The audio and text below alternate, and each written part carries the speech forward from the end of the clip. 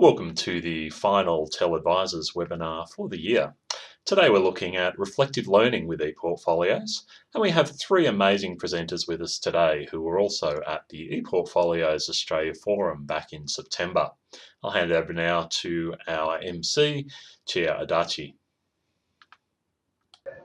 So the second presenter we have is Heather Pate. She is a senior learning designer working in the Centre for Learning and Teaching. Heather works with Pate and is involved in developing portfolio solutions to a number of schools around the university in order to support student learning. Coming from a background in teaching English as a second language, Heather has 10 years experience in coordinating English programs and has run international teacher training programs through blended learning programs. Heather works particularly focuses on finding ways to support students through the process of linking their knowledge, skills, and achievements to their future professional life. She's particularly interested in professional and student identity and the effect identity has on language use. Over to you, Heather. Thank you.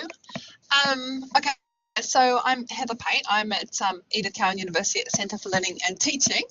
And today I'm going to introduce to you our program long portfolios that we have been developing in our centre to help different programs around the university to support students make sense of their learning journey.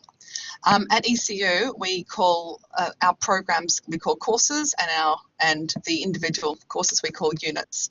So I will say, when I say units, I mean individual units, and when I say course, I mean program. So I hope that's okay.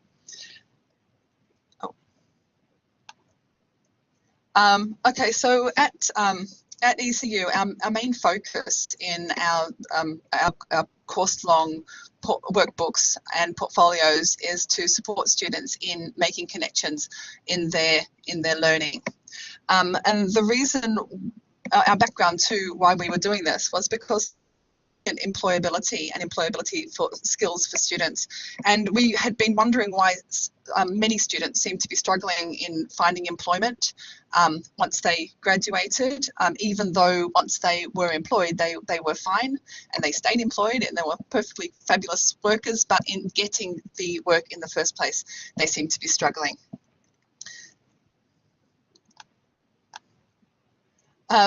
The Graduate Careers in 2014 came up with this, did a survey on employers, and they asked employers about the standards of applications that they'd received from graduating students. And from that, only 63% of them were considered to be good or very good. So in other words, there were 37% of students were giving in applications that were not considered good. And at the same time, 51% of employers said that they would have employed more students if more suitable students had been available. So although we know that the job market is difficult, we also know that there are more jobs out there that aren't being taken up, and for some reason students aren't getting those jobs. So we theorised that one major problem that students might be having is that they're just struggling with articulating what it is that they know, what it is that they can do, and what it is that they've achieved at the interview stage. We surveyed students at the end of last year to find out how they felt, and these are first year students, and from that group of students we found that students were more confident that they would be that they were learning at university what would help them successfully enter their profession than they felt that they could articulate their knowledge, skills and achievements in either writing or in speaking. We also found that students were more confident that they understood how to succeed at university than they understood how to succeed in their career, that they understood the requirements of the position, and that they could do the work when they got there. So students do believe that their course will help them, which is fantastic, but they're not confident that once they graduate that they will be able to do the work, and then they're not confident in being able to articulate what it is that they know and the skills and what their skills are and what their achievements are. A few years ago, back I think it was about 2013, we gave students a task in a portfolio task in engineering, and we just asked them to create an About Me page. This hasn't come up with the other pictures. We asked them to come up with a task for the About Me page, and hidden behind that page there that you can't see is 2 other examples of students' work. So on the first example, which is behind, you've got a student who we didn't give them any instructions on what to write. We just said write an About Me page. It's for your portfolio for engineering. So that was all they were told. The first student said, "Hey, my name's Jason, and I'm a first year student studying this course," and had a picture of himself with a glass of beer, and that was it. It was like one little paragraph. The next student put together something that had some information about the individual unit. And it talked about himself, but it didn't make connections between anything else. And the picture was a picture of a car, which made sense because that's what I was studying, but again, not particularly professional.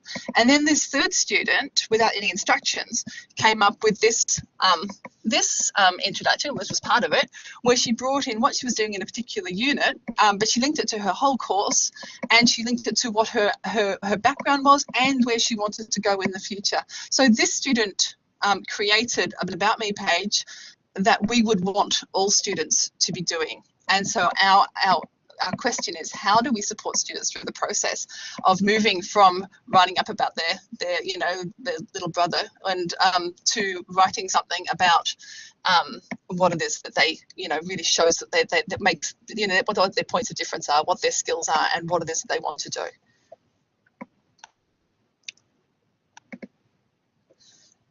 So what can we do?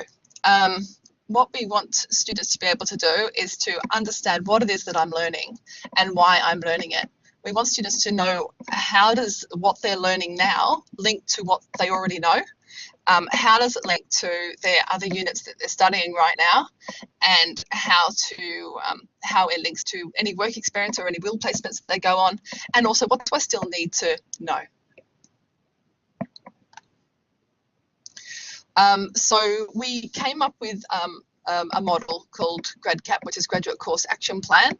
And the idea of this was to support students through the whole course using a workbook in PebblePad that led to a portfolio that students would be able to take forward and move forward. So you see on this table at the end, it's got the showcase portfolio. So our aim is for their final year that students will have this portfolio that's built and ready to go, and they can take away with them and hopefully continue to work on. So before that, in first year, second year, third year, students are given a workbook that gives them opportunities to collect stories and evidence along the way. And we really link these directly to course learning outcomes or to professional standards, but ask them to think about what it is that what have they done, what skills did they demonstrate when they did that, and what experiences are they bringing in with them, and bringing that together to make something meaningful and chunky. And then not just saying that, but adding evidence towards that, and then once a year, they'll have a few stories for each of those things.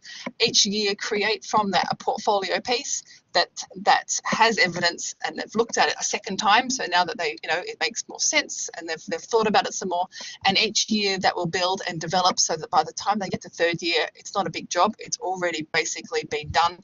And now their job is to look through it all and make sense of it and sort of a better understanding of who they are as a person, what they're bringing to their future career, and what their points of difference are. So we have our workbook to start with, and so this is what we do is we start with a generic workbook so it could go with any course, so for any degree. So we've used it for engineering, and we've used it for education, and also for speech pathology and a couple of other courses as well. So but it starts off very generic. So we always have an About Me page, and we always have a Contact Me page, and in between those, see, we have the knowledge, skills, and showcase, which belong, linked to the knowledge, skills, and achievement we talked about before. And we also have a career research page. So, and they will change depending on which course it is. Now, I'm just not sure my next picture is going to work because it's an arrow. It might skip. It does. Okay, so in the About Me page, it starts off with your at the beginning for first year. It's just an about me, just very beginning. It's fine for a student just to write any old thing. What they do is they just say anything. We do give them prompts to get them sort of started, to make them think about professional stuff, so we don't end up with a beer thing happening. But we have a paragraph, and they save it and they send it. They can't really get it wrong because it's all about me, and they're going to look at it again later anyway. But it gets them started on the journey, and it gets them straight away having submitted it to the workspace in PebblePad, and so they can continue to work on it from now on. Then we want them to come back in second year and have another look at it again. And when they come back again, this is like what Emma was saying before. They come back and look at it again and think, okay, what did I say last time? How have I changed? You know, how have I developed as a person? And also, was my photo appropriate? Do I want to think about my photo again? Have I got something better that I can use now? So the idea of over time continuing to develop and continue to improve is our main aim.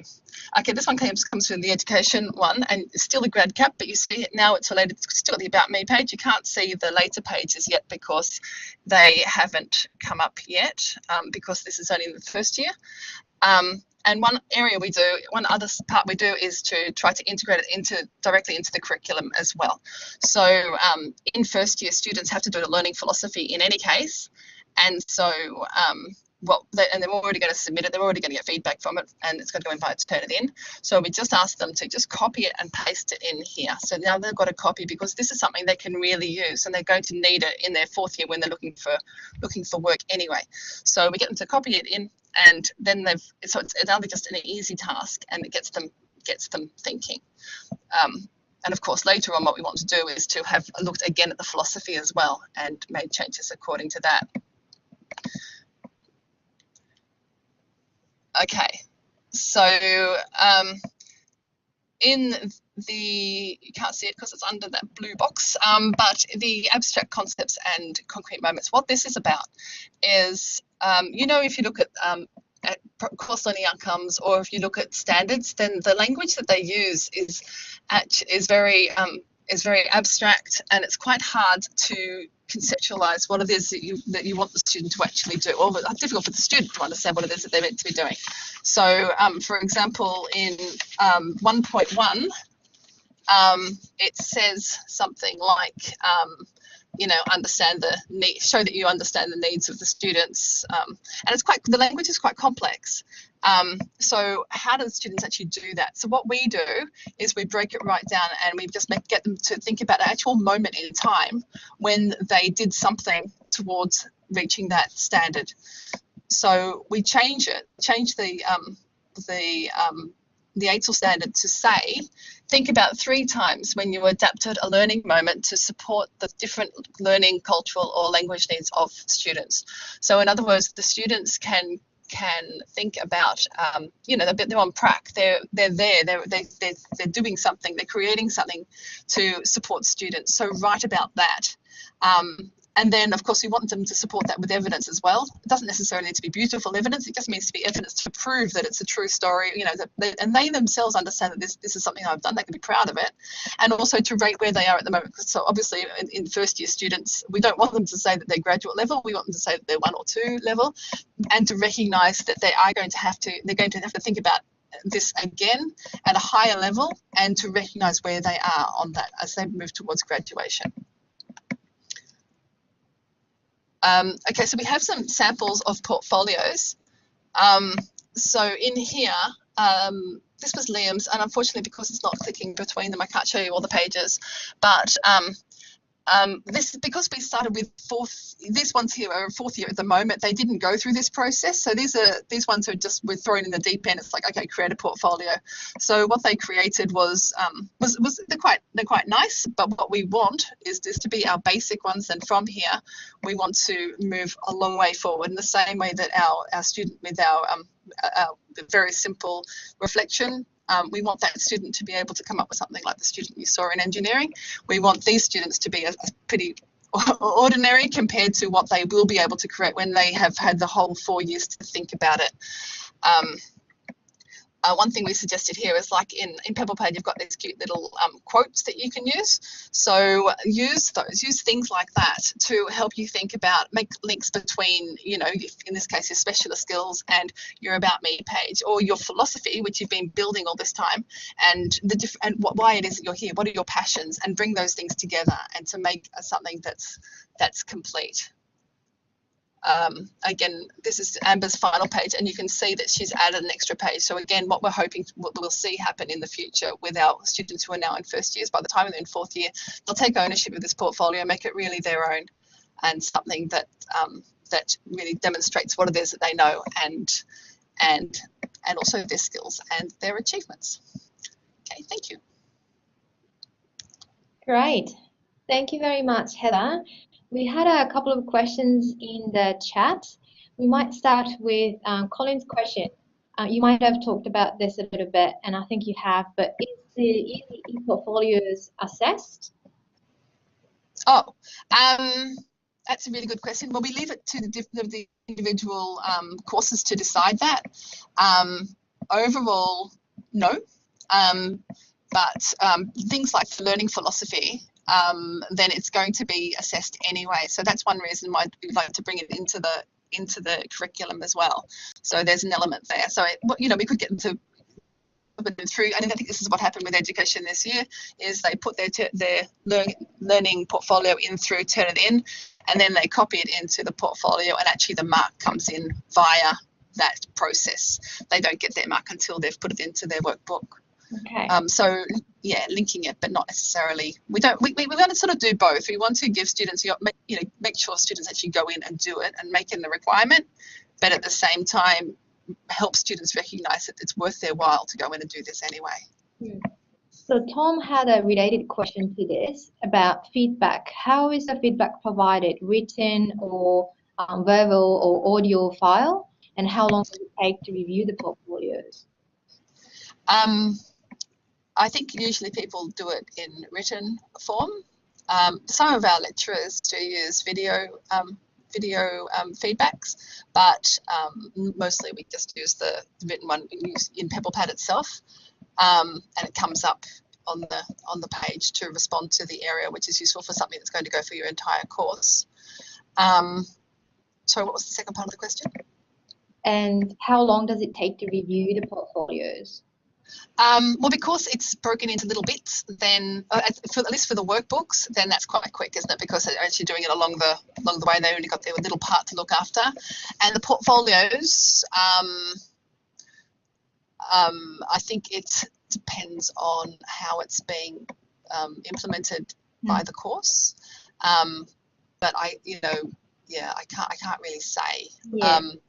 Normally, I think by the time it's the portfolio, it's actually an assessment task, if you know what I mean. So they're building the workbook as they go, and it's parts, it's in little bits. The portfolio would be marked, so that would be just a normal marking sort of assessment piece. We have another question from Lisa about feedback. Industry feedback. Do they have the feedback from them on these portfolios?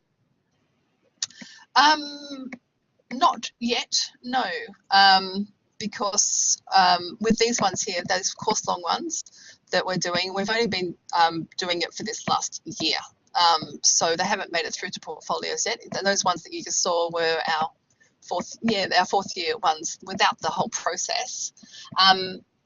Yeah, I don't think we've had much impact, feedback yet.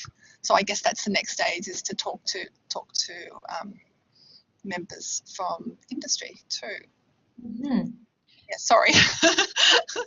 Good. Last question from Hank. Is responding to abstract criteria and standards, so for example, selection criteria, an important skill itself? Sorry, it's understand. Yes, it's very important. That's right, and it is. And doing this is part of recognizing that.